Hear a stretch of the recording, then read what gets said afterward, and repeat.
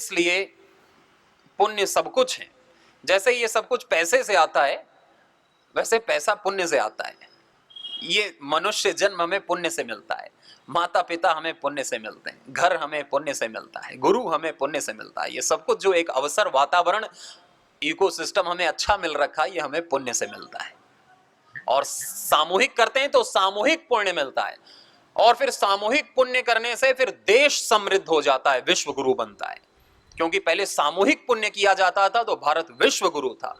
सब भारत से आकर के ज्ञान, संपदा, विज्ञान, धन, अन्न, सब कुछ, यश, कीर्ति भारत से लेके गए।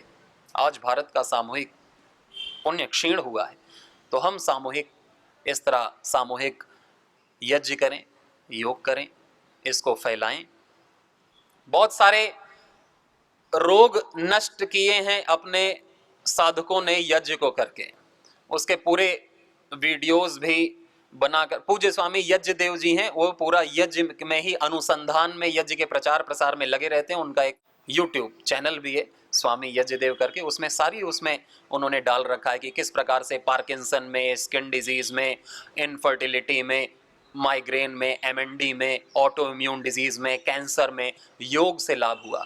फिर बहुत सारी अनुसंधान हुई और यज्ञ की एक स्पेशल रोगानुसार सामग्री जो आप देखते हैं यहाँ पर मंच पर 2 दिन से रखी जाती थी कि कैंसर के लिए फिर कर्कटेष्टि, कफेष्टि, मध्वेष्टि, मेधेष्टि, मधुष्टि, बहुत सारी इष्टियां तैयार की गई कि हम, वैसे तो हम काढ़ा जो पीते हैं ना, काढ़ा, वो काढ़ा भी हम, जो पाउडर रूप में होता है, वो भी हम जो हम खाते हैं उसी को डालते हैं तो उससे भी लाभ होता है।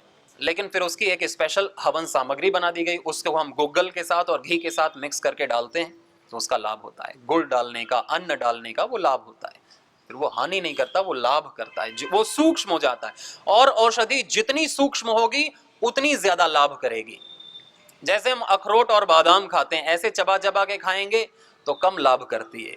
तो हमारी माता जी पहले बचपन में उसको खूब पीसती थी, खूब घोटती थी, खूब पीसती थी, एकदम पीस 15-20 मिनट तक पीस करके उसको एकदम महीन बना देती। वो इतना शक्तिशाली हो जाता था कि कोई हिसाब नहीं। उससे दिमाग बहुत तेज होता था, बहुत शक्ति आती थी, उससे वीर्य बढ़ता था, उससे बल, ओज तेज बढ़ता था। आज हम बहुत स्थूल चीज और खाना भी खाते हैं, जल्दी जल्दी खाते हैं और सब ऐसे। तो ये नैनो टेक्नोलॉजी, ऋषियों का ज्ञान बहुत ही उन्नत था। उन्होंने नैनो टेक्नोलॉजी को यज्ञ रूप में हमारे जीवन में सम्मिलित किया कि हर एक गृहस्थी का ये कर्तव्य है करना। देव यज्ञ, ब्रह्म यज्ञ, अतिथि यज्ञ, बलि वैश्व देव यज्ञ, पितृ यज्ञ, ये 5 प्रकार के यज्ञ ऋषियों ने बताए कि हर गृहस्थी को करने चाहिए। जो अभी हमने भगवान का ध्यान किया था उसे ब्रह्म यज्ञ कहते हैं, या हम गायत्री का जप करते हैं तो उसे ब्रह्म यज्ञ कहते हैं। जब हम भगवान का ध्यान करते हैं तो उसे, जब भगवान से हम जुड़ जाते हैं ना अपने भाव चेतना से, तो उसे क्या कहते हैं? उसे ब्रह्म यज्ञ कहते हैं। और जो हम जब देवताओं को जिमाते हैं इस तरह से, जो भी हमारे को दिया है देवताओं ने, वो हम देवताओं को जब देते हैं तो उसे देव यज्ञ कहते हैं। जो हम अग्निहोत्र, उसी को देव यज्ञ कहते हैं।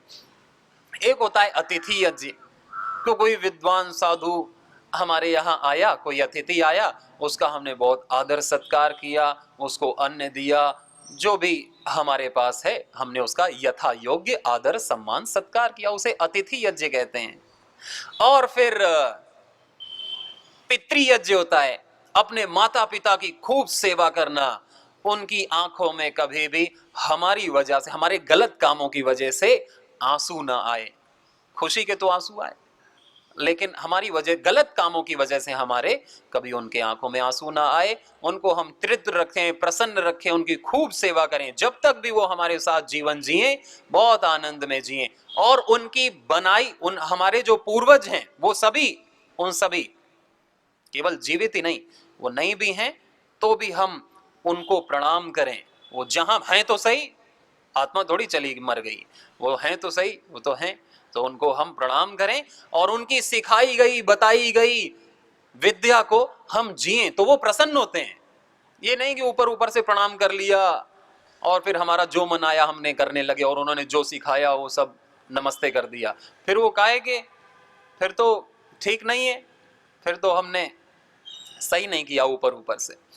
तो जो भी हमारे पूर्वजों ने, हमारे ऋषियों ने, हमारे गोत्र प्रवर्तक ऋषि मुनियों ने जो भी हमें सिखाया है ना, योग सिखाया, यज्ञ सिखाया, अच्छी अच्छी बातें सिखाई, तो उसको जब हम जीते हैं और प्रचार प्रसार करते हैं तो हम पितृ यज्ञ करते हैं।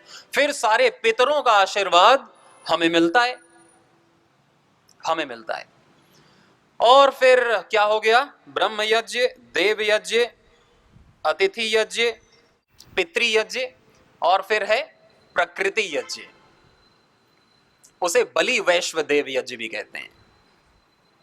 जब हम इस प्रकृति का ख्याल रखते हैं, वृक्षारोपण करते हैं, जब हम गाय को रोटी देते हैं, कुत्ते को रोटी देते हैं, चिड़िया को दाना देते हैं, पानी देते हैं, छत के ऊपर कहीं भी चींटी को आटा देते हैं, यानी कि हमारे अलावा भी जो हमारे साथ जीवन जी रहे हैं हम उनका भी ख्याल रखते हैं।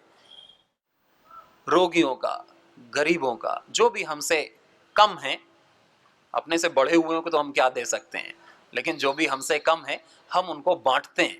इसे कहते हैं बलि वैश्व देव यज्ञ।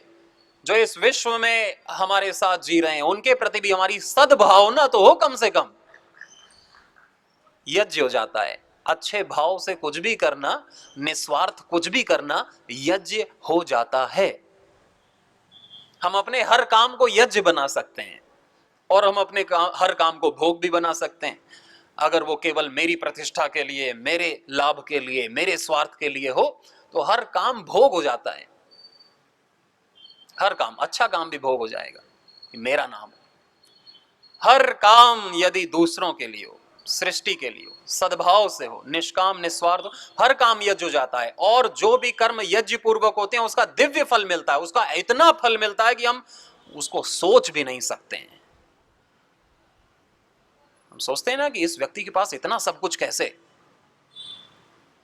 उसने दिव्य कर्म किए हैं कभी ना कभी, किसी ना किसी समय में, जन्म में, उसका लाभ उसे मिलता है। कुछ कर्मों का फल हमें इस जन्म में मिल जाएगा और कुछ कर्मों का फल हमें अगले जन्म में मिलेगा। मिलेगा जरूर। कोई भी कर्म नष्ट नहीं होता है, कोई भी कर्म नहीं, अच्छा भी नहीं और बुरा भी नहीं।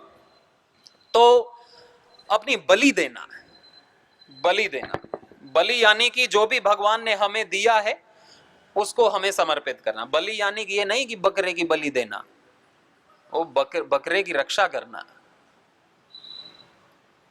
यानी कि उनको आहार देना, उनको ही अपना आहार नहीं बना लेना, उनको आहार देना कि वो बढ़े फूलें, अच्छे हों। सबके प्रति हमारी ये यज्ञ है। कोई यज्ञ ये नहीं कि अग्नि जला के यज्ञ। यज्ञ मैंने कितने प्रकार के ऋषियों ने बताए। अतिथि यज्ञ है, पितृ यज्ञ है, योग भी यज्ञ है। जो भी हम सद्भाव निस्वार्थ भाव से करते हैं वो सब यज्ञ है। यज्ञ करने का हमारा स्वभाव बन जाए, योग हमारा स्वभाव बन जाए, योग यज्ञ की हमारी संस्कृति है। तो अभी हम अगर पैर दर्द करने लगे हों तो पैर सीधे खोल लेंगे, सीधे खोल करके बैठ जाया करें बिना संकोच के, क्योंकि अपना किसी किसी का अभ्यास होता है, किसी किसी का नहीं होता है। तो मैंने कहा कि आप जिनको अर्थराइटिस है, पैर दर्द करते हैं, तो ज्यादा देर तक एक आसन में नहीं बैठना चाहिए फिर जबरदस्ती। बाकी युवाओं को, बच्चों को तो बैठना चाहिए, दर्द करे फिर भी बैठना चाहिए, क्योंकि उन्हें कोई रोग नहीं है। इस तरह फिर जबरदस्ती बैठते हैं तो फिर अभ्यास हो जाता है लंबे समय तक बैठने का, फिर पैर उसी तरह फ्लेक्सिबल हो जाते हैं। बीच बीच में हम ऐसे सूक्ष्म व्यायाम दिन में कहीं भी कभी भी कर सकते हैं। मैंने बताया कि जो कठिन व्यायाम ना कर पाए, केवल और केवल और केवल सूक्ष्म व्यायाम ही कर लिया करें, और प्राणायाम कर लिया करें, अनुलोम विलोम, और बैठे बैठे यज्ञ कर लिया करें, यज्ञ पूर्वक प्राणायाम कर लिया करें, यज्ञ में अपनी औषधि डाल दिया करें। जो हम खाते हैं ना बस उसी को यज्ञ में डाल देते हैं। अग्नि में हम जो भी डालते हैं उसके अवगुण नष्ट हो जाते हैं, केवल गुण बचते हैं। जैसे कि सोने को तपाया जाता है तो वो कुंदन बनता है, किसी भी धातु को हम तपाते हैं तो वो अपने मल को छोड़ देती है और अपने शुद्ध स्वरूप में आ जाती है, अपने शुद्ध स्वरूप में। दृश्य से अदृश्य, अदृश्य सत्य है, इसलिए अग्नि में कोई भी डालते हैं सॉलिड तो वो पहले लिक्विड बनता है, फिर क्या बनता है, फिर गैस बनता है, क्योंकि वही उसका सत्य स्वरूप है। अदृश्य ही दृश्य का सत्य स्वरूप है, ईश्वर अपने सत्य स्वरूप में है। तो लेकिन वो होता है, तो ये श्वेत धूम्र, जिसे श्वेत केतु भी कहते हैं, ये श्वेत धूम्र हमारे लाभ करता है। ठीक, कई तो इसी कारण यज्ञ नहीं करते कि हमारा कमरा काला हो जाएगा तो पोताई करा लेना, लेकिन कुछ पैसे बचाने के लिए हम अच्छे काम नहीं करते हैं। इतनी जल्दी भी काला नहीं होता है, क्योंकि इसमें सफेद धुआं निकलेगा, काला काला नहीं निकलेगा। हम ज्यादा डाल देंगे घी तो निकलेगा, हम थोड़ा थोड़ा डालते हैं, और ज्यादा भी नहीं, हम 11 आहुति ही देते हैं तो भी उससे पूरे घर में फैल जा, क्योंकि हमारा घर तो छोटा सा ही रहता है, हर घर में उसकी सुगंध तो फैली जाएगी। नहीं तो कम से कम एक घी का दीपक ही जला लिया करें अपने रूम में, और फिर प्राणायाम किया करें। नहीं तो कमरा पैक होता है, वही वायु फिर नुकसानदेह होती है, सरदर्द होने लगता है। इसलिए गाय के घी का दीपक जलाने से फिर वातावरण बहुत ही सुगंधित पुष्टिवर्धक हो जाता है। अभी हम अनुलोम विलोम अधिक से अधिक करना है सभी को, सभी साधकों को, सभी साधकों को अनुलोम विलोम सबसे अधिक मात्रा इसी प्राणायाम की रखनी है। लेफ्ट से लेना, राइट से छोड़ना, फिर राइट से लेना, लेफ्ट से छोड़ना। पहले सीख लेना, गलत नहीं करना। एक नाक से लेते हैं धीरे धीरे और दूसरी नासिका से छोड़ते हैं, फिर दूसरी नासिका से लेते हैं और धीरे धीरे पहली नासिका से छोड़ते हैं, लेकिन धीरे धीरे, तेज नहीं। तेज भी कर सकते हैं लेकिन अभी धीरे धीरे करेंगे। ऐसे तेज भी करते हैं, ऐसे तो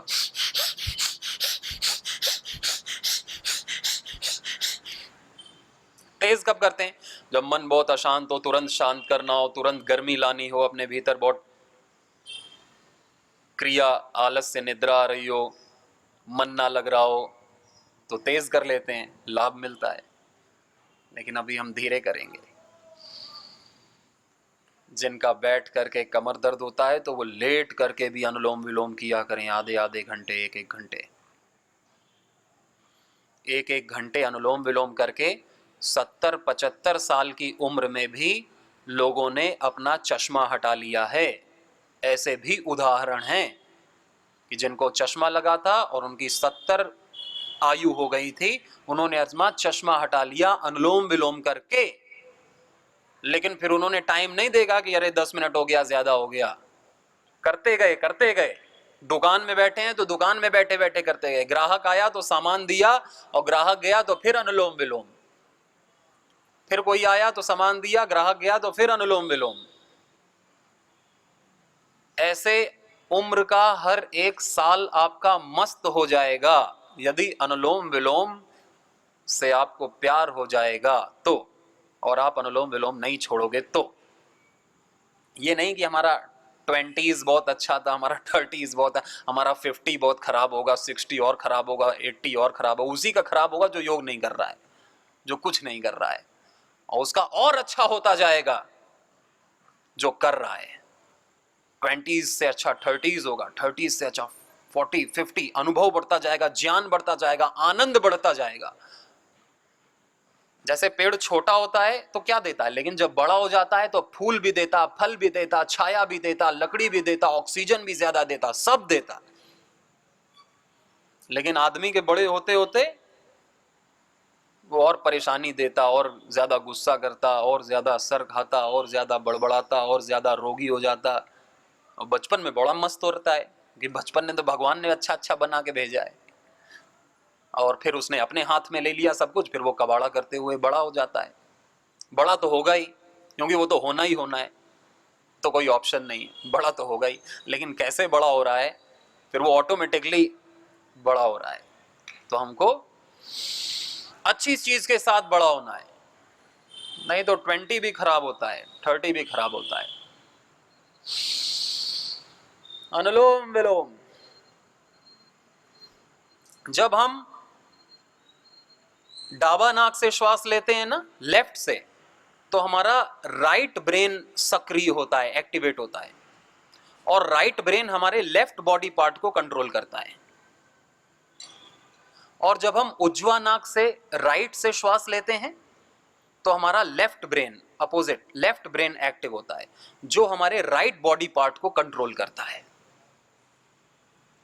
हमारा पैरासिम्पैथेटिक और सिंपैथेटिक नर्वस सिस्टम बहुत स्वस्थ हो जाता है, यानी कि ऑटोनोमस और वॉलंटरी नर्वस सिस्टम, ब्रेन और हमारी जितनी भी क्रेनियल नर्व्स हैं, सब, स्पाइन की भी सारी नस नाड़ियां का शोधन होता है इन दोनों नासिकाओं से। ये दोनों डॉक्टर हैं हमारे, इनको अश्वनी कुमार कहा गया है। अश्वनी कुमार को देवताओं का वैद्य कहा गया है, दो हैं और इनको अश्वनी कुमार कहा गया। यही हमारे वैद्य हैं, इन पर हम ध्यान दें, इन्हीं से हमें प्राणायाम करना है, इन्हीं को हमको संतुलित करना है, इन्हीं को हमें नियंत्रित करना है। प्राण इन्हीं दोनों से नियंत्रित होंगे, और अनुलोम विलोम से अच्छा और कोई उत्तम प्राणायाम नहीं। बाकी प्राणायाम भी बहुत उत्तम है, पर यह सर्वोत्तम है, इसीलिए तो ये राजा है।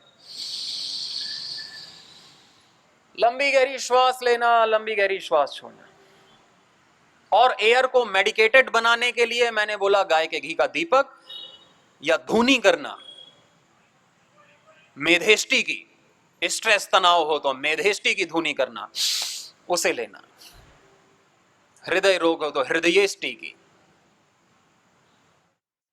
मधुमेह हो तो मध्वेष्टि की, कफेष्टि कफ रोग हो तो, पित्त रोग हो तो पित्तेष्टि की, वात रोग हो तो वातेष्टि की, कैंसर होता है तो कर्कटेष्टि की। अनुलोम विलोम प्राणायाम। यज्ञ करने के बाद फिर जो अंगारे बचते हैं, अंगारे लाल लाल, फिर उसमें हम थोड़ा अपना जो भी हम काढ़ा है या जो भी हमारी रोगानुसार हवन सामग्री उसमें डाल देते हैं, तो और धूनी हो जाती है। फिर उस धूनी में हम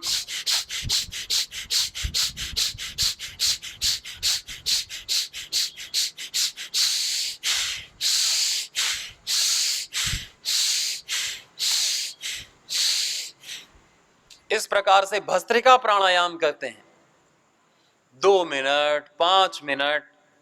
फिर वो सारा वायु हमारे अंदर जाता है और अंदर जाकर के वो अपना काम करता है, हमें नहीं करना पड़ता, ऑटोमेटिक प्रकृति अपना काम करती है। उस औषधि के सूक्ष्म कण को एब्जॉर्ब करने का, सीधा रक्त के साथ एब्जॉर्ब होता है और रक्त उसको पूरे आपके एक एक कोशिका में पहुंचाएगा। एक एक कोशिका आपकी रीजेनरेट होगी, स्वस्थ होगी। सप्त धातुएं, रस, रक्त, अस्थि, मेद, मांस, मज्जा, शुक्र, और ये स्वस्थ होती हैं। फिर ओज बनता है, ओजस्विता आती है, तेज बढ़ता है, अगर हमारी सप्त धातुएं ठीक हैं तो। सप्त धातुओं को ठीक करने के लिए सम्यक आहार, सम्यक विचार, सम्यक निद्रा और सम्यक श्रम, पुरुषार्थ, इन 4 चीजों पर हमारा स्वास्थ्य, हमारा पूरा ऊर्जा, हमारा ओज तेज टिका हुआ है। कौन सी 4 चीजें? सम्यक आहार, बैलेंस डाइट, सम्यक आहार, सम्यक विचार, विचार भी अच्छे हो, हम किसी के बारे में क्यों गलत सोचें, क्या लेना आपने से, अच्छा ही सोचें तो लेना है। सम्यक आहार, सम्यक विचार। सम्यक विचार को हम ब्रह्मचर्य भी कहते हैं, सम्यक विचार को हम संयम भी कहते हैं। सम्यक आहार, सम्यक विचार, सम्यक निद्रा, निद्रा, और सम्यक निद्रा तब होगी जब सम्यक श्रम होगा, थोड़ा मेहनत भी होगी, थोड़ा थकाना पड़ता है विश्राम के लिए। हम श्रम ही नहीं करेंगे तो विश्राम भी नहीं होगा। श्रम और विश्राम, श्रम से ही विश्राम होता है, गति से ही स्थिति आती है। हम श्रम नहीं करते तो विश्राम भी ठीक नहीं होता, इसलिए श्रम करना जरूरी है। एक छोटा सा हवन कुंड आप ले सकते हैं अपने पतंजलि के मेगा स्टोर में भी, चिकित्सालय में भी अब तो हवन कुंड का पूरा पैकेज आता है जिसमें सारा बर्तन सब कुछ होता है। हवन सामग्री आप घर पे भी बना सकते हैं, ले भी सकते हैं, काढ़ों का भी प्रयोग कर सकते हैं, और नहीं तो एक कुम्हार के यहाँ से कटोरा एक मिट्टी का, उसमें भी आप हवन कर सकते हैं, धूनी कर सकते हैं, घर में धूनी घुमा सकते हैं, गुग्गल की, घृत की, हवन सामग्री की, कितना आनंदमय वातावरण हो जाता है। नहीं तो किसी किसी के रूम में घुसते ही सर दर्द होने लगता है, क्योंकि पैक रहता है, ना सूर्य की रोशनी है, ना हवा शुद्ध है, और बाकी चिंता की वाइब्रेशंस, रोग की वाइब्रेशंस वहाँ रहती हैं, तो नेगेटिव एनर्जी फिर बहुत खतरनाक हो जाती है हमारे लिए। तो मैं बता रहा था सूर्य नाड़ी और चंद्र नाड़ी, राइट को कहते हैं सूर्य नाड़ी और लेफ्ट को कहते हैं चंद्र नाड़ी। राइट को क्या कहते हैं? सूर्य स्वर, और लेफ्ट को कहते हैं चंद्र स्वर। हम राइट से श्वास लेते हैं तो शरीर में ऊर्जा, शक्ति, गर्मी आती है, और लेफ्ट से लेते हैं तो शरीर में शीतलता आती है। दोनों जरूरी हैं, अग्नि तत्व भी और सोम तत्व भी, दोनों तत्व जरूरी हैं शरीर के लिए। ये शरीर दो तत्वों से बना है, अग्नि तत्व से और सोम तत्व से। और अग्नि तत्व और सोम तत्व को संतुलित करने के लिए क्या उपाय है? केवल और केवल अनुलोम विलोम, एलोपैथी नहीं। एलोपैथी का विज्ञान अभी बहुत ही नेसेंट स्टेज में है, बहुत इतना है। वो ट्रायल करते, फेल होते, फिर ट्रायल करते, फिर फेल होते। वो ट्रायल किसके ऊपर? सीधा हमारे ऊपर ही होता है। और बहुत सारी ऐसी औषधियां, ऐसी दवाइयां मिल रही हैं जो कि बैन है विदेशों में, कोई रिसर्च नहीं, बस चल रहा है, कोई उसका टेस्ट नहीं, कोई क्वालिटी कंट्रोल नहीं, बस चल रहा है। बस पैसे, करप्शन तो आप जानते हैं कितना है, मिल रहा है और जाओ, लाइसेंस मिल गया, बनाओ खूब। तो अपने को विश्वास करना है जड़ी बूटियों पर। जब उनसे हम ठीक हो सकते हैं तो क्यों अपन उधर दूसरी जगह देखें? हम बुखार होता है तो हम गिलोय लें, ज्वरनाशक लें, सर्दी होती है तो हम तुलसी का, काली मिर्च का, अदरक का, हल्दी का काढ़ा पी लें, शीतोपलादी ले लें, या हम श्वसारी गोल्ड ले लें, या श्वसारी प्रवाही गर्म पानी में डाल करके, बड़ी टेस्टी होती है, वो पी लें। सर्दी खांसी के लिए भी एलोपैथी। छोटे से असाध्य से असाध्य रोगों के लिए ऋषियों ने हमें दवा बताई है, और परम पूज्य स्वामी जी ने बहुत ही अच्छे तरीके से उसे काढ़े का, आसव का, आरिष्ट का, गोली का, वटी का, कैप्सूल का रूप दिया है कि हम बहुत आसानी से उसे ले सकें, हमें बार बार बहुत सारी भस्म ना ऐड करनी पड़े, रेडीमेड फॉर्म में आ गया वो। और जिसको शरीर में गर्मी बहुत है, हीट बहुत है, पित्त बहुत बढ़ जाता है, हाई बीपी है, मन बहुत विचलित हो जाता है, नींद नहीं आती है, बहुत सारे विचार आ जाते हैं, तो सूर्य भेदी प्राणायाम किया करें। यानी कि लेफ्ट से श्वास लेना चंद्र स्वर से, और राइट से छोड़ना। लेफ्ट से लेना, राइट से छोड़ना। अनुलोम विलोम में तो एक बार इससे, एक बार इससे। चंद्र भेदी में केवल लेफ्ट से लेना और राइट से छोड़ना। Just inhale from left and exhale from right. ये है चंद्र भेदी। और ये किसके लिए है? चंद्र भेदी है शरीर में शीतलता लाने के लिए, स्थिरता लाने के लिए। अब शरीर में चंचलता है, स्थिरता नहीं है, शीतलता नहीं है, बहुत गर्मी है, हाइपरटेंशन हो रखा है, दिल बहुत धक धक करता है, बेचैनी होती है, तो भाई चंद्रभेदी प्राणायाम कर ले। बहुत गर्मी लग रही है, गर्मी का मौसम है, बहुत गर्मी लग रही है, तो चंद्रभेदी प्राणायाम कर ले। 5-10 मिनट चंद्रभेदी प्राणायाम करने से आप कूल, काम, कंपोज्ड, पीसफुल, शीतल हो जाओगे, शीतल हो जाओगे। इतना बड़ा विज्ञान है ये, बहुत आसान, हमारे हाथ में है तुरंत। और इसी का उल्टा, लो बीपी हो रहा हो, नींद ज्यादा आती हो, आलस से प्रमाद रहता हो, कुछ करने का मन न करता हो, एकदम शिथिलता हो, कोई उत्साह ही ना हो जीवन में, कोई एनर्जी ही ना हो, या बहुत ठंडी लगती हो, तो गर्मी की जरूरत है, तेज की जरूरत है, ऊर्जा की जरूरत है, तो सूर्य स्वर से श्वास लेना चाहिए। तुम्हारा सूर्य एक्टिव हो जाता है, अग्नि एक्टिव हो जाती है। राइट से श्वास लेना और लेफ्ट से छोड़ना, इसे कहते हैं सूर्य भेदी प्राणायाम। अनुलोम विलोम में तो एक एक बार दोनों से लेते हैं, लेकिन सूर्य भेदी में केवल राइट से लेकर लेफ्ट से छोड़ना, यह है सूर्य भेदी। राइट से लेना, उज्ज्वा से लेना और डाबा से छोड़ना। और चंद्र भेदी क्या है? डाबा से लेना, उज्ज्वा से छोड़ना। सूर्य भेदी से सूर्य की गर्मी, ऊर्जा, उत्साह आता है, बल आता है, पराक्रम आता है, जोश आता है, जुनून आता है, इंथुजियाज्म। और चंद्र भेदी से लेना, शीतलता आती है, स्थिरता आती है, आनंद आता है, प्रेम, वात्सल्य, करुणा, दया, ये सॉफ्ट इमोशंस आते हैं। दोनों जरूरी हैं। किसी किसी में एक की ज्यादा हो जाती है तो अति सर्वत्र वर्जित। गर्मी ज्यादा बढ़ गई तो हानि करेगा, ज्यादा क्रोध करने लगेगा, ज्यादा चंचल हो जाएगा, ज्यादा बीपी बढ़ जाएगा। शीतलता भी ज्यादा बढ़ गई तो ज्यादा शिथिल, नींद, आलस्य, प्रमाद, ठंडा हो जाएगा। अनुलोम विलोम दोनों का करता है।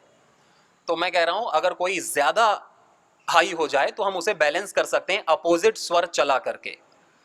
सूर्य हाई हो गया तो चंद्र को भी हाई कर लें तो बैलेंस हो जाएगा।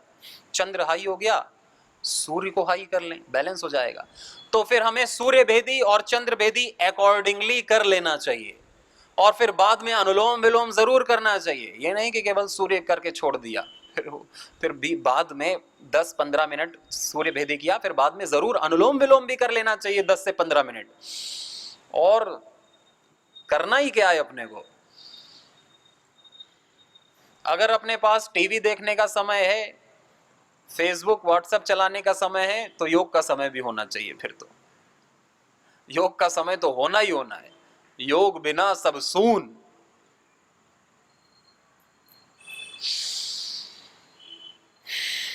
अनुलोम विलोम प्राणायाम,